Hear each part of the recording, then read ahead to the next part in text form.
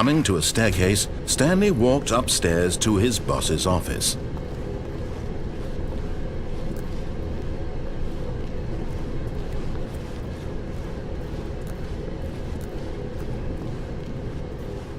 But Stanley just couldn't do it.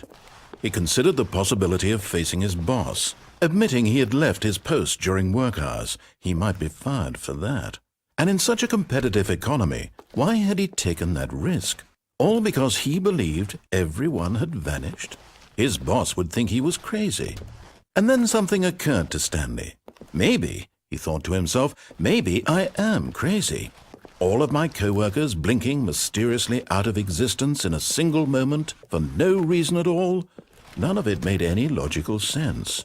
And as Stanley pondered this, he began to make other strange observations. For example, why couldn't he see his feet when he looked down? Why did doors close automatically behind him wherever he went? And for that matter, these rooms were starting to look pretty familiar. Were they simply repeating?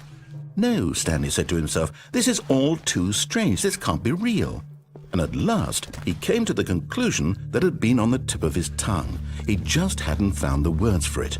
"I'm dreaming!" he yelled. "This is all a dream." Oh, what a relief Stanley felt to have finally found an answer, an explanation. His co-workers weren't actually gone. He wasn't going to lose his job. He wasn't crazy after all. And he thought to himself, I suppose I'll wake up soon. I'll have to go back to my boring real-life job pushing buttons. I may as well enjoy this while I'm still lucid. So he imagined himself flying and began to gently float above the ground. Then he imagined himself soaring through space on a magical starfield, and it too appeared. It was so much fun, and Stanley marveled that he had still not woken up. How was he remaining so lucid? And then perhaps the strangest question of them all entered Stanley's head. One he was amazed he hadn't asked himself sooner.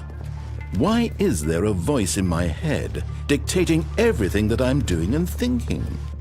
Now the voice was describing itself being considered by Stanley, who found it particularly strange. I'm dreaming about a voice describing me, thinking about how it's describing my thoughts, he thought. And while he thought it all very odd and wondered if this voice spoke to all people in their dreams, the truth was that, of course, this was not a dream. How could it be? Was Stanley simply deceiving himself, believing that if he's asleep, he doesn't have to take responsibility for himself?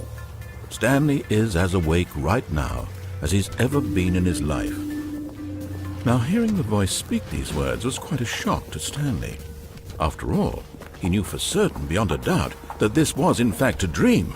Did the voice not see him float and make the magical stars just a moment ago? How else would the voice explain all that? This voice was a part of himself too. Surely, if he could just...